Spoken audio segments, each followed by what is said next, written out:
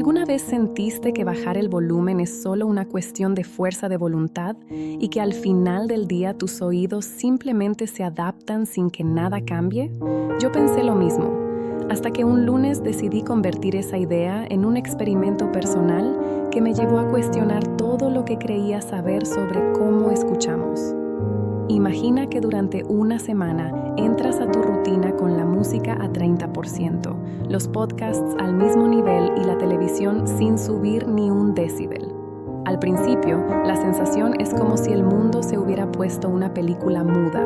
Los diálogos suenan lejanos, la batería de la canción se vuelve un murmullo y de alguna forma, tu cerebro empieza a buscar una señal que ya no está. Esa falta de potencia no es solo molesta, es una pequeña crisis auditiva que te hace preguntarte si el problema está en el sonido o en ti. El primer día fue el peor. Sentí que mi cabeza vibraba con una especie de zumbido interno, como si estuviera dentro de un túnel de eco. Cada golpe de la calle, cada timbre, cada susurro parecía multiplicarse en mi mente, pero sin la claridad que el volumen normal le da. Fue entonces cuando me di cuenta de que mi expectativa era demasiado simple. Creía que solo perdería intensidad, pero en realidad mi cerebro empezó a amplificar cada señal residual, creando una especie de ruido blanco mental.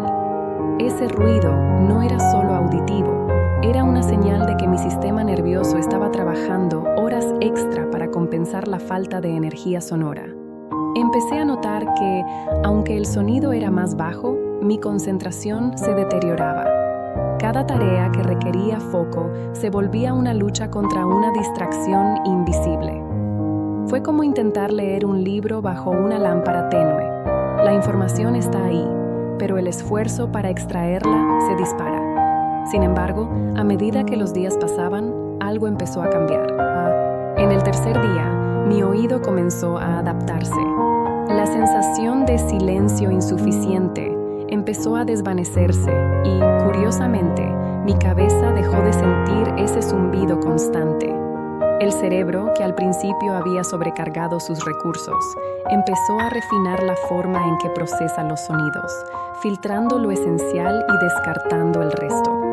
Fue como si un filtro interno se activara, permitiéndome escuchar con mayor claridad sin necesidad de subir el volumen.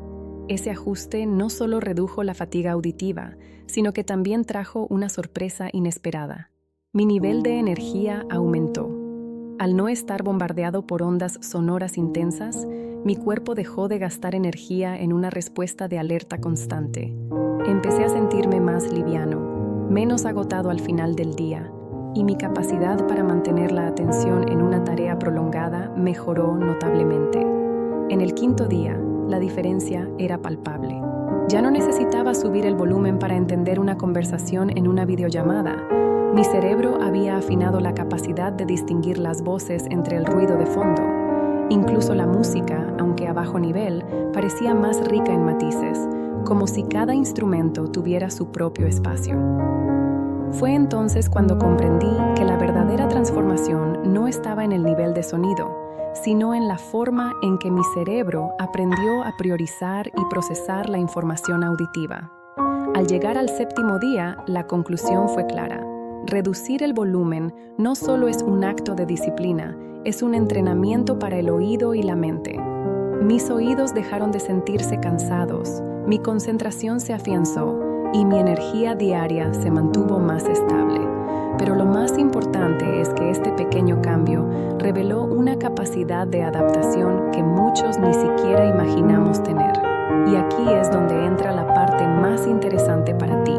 Si sientes que este experimento te está abriendo los ojos y te gustaría probarlo tú mismo, comenta abajo qué dudas tienes o qué resultados esperas obtener.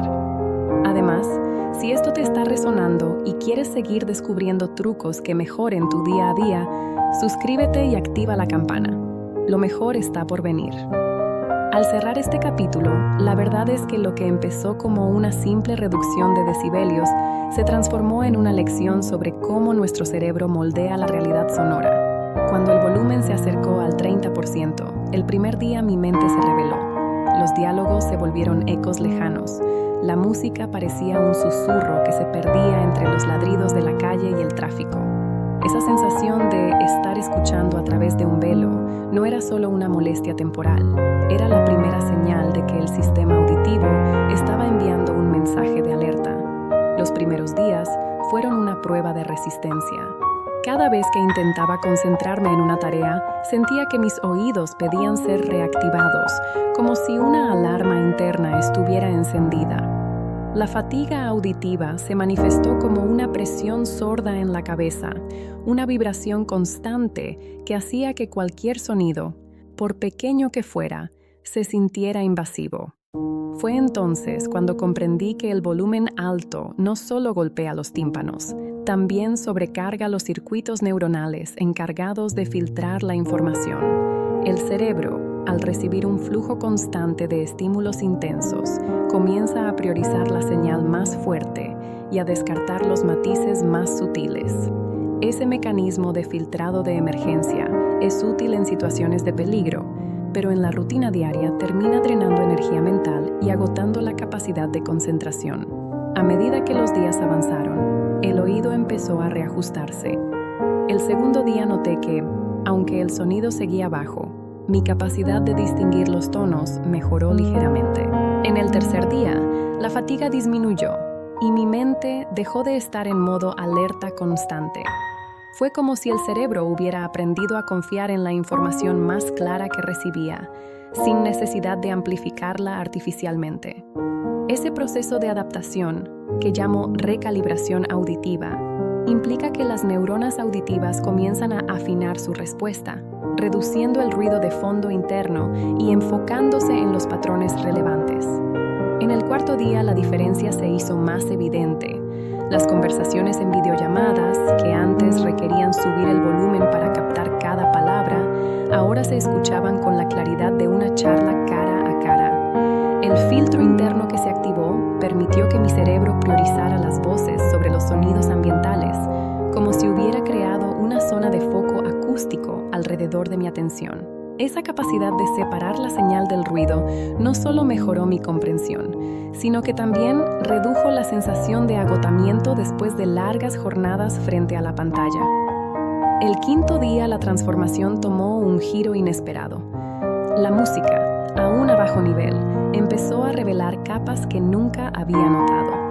Cada instrumento parecía ocupar su propio espacio, y los matices de la percusión se percibían con una nitidez que antes se perdía bajo la presión del volumen alto.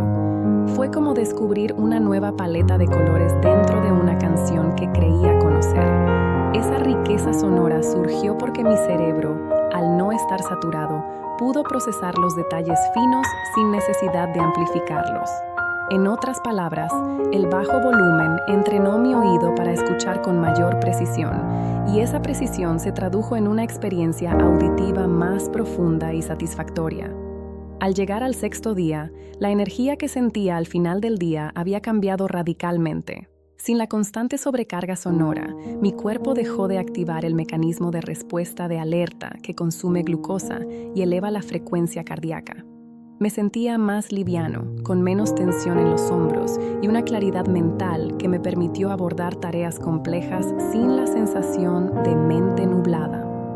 Esa mejora en la energía no era un efecto placebo, era la consecuencia directa de reducir la carga sensorial y permitir que el sistema nervioso volviera a su estado basal de reposo. El séptimo día fue la culminación de todo el proceso.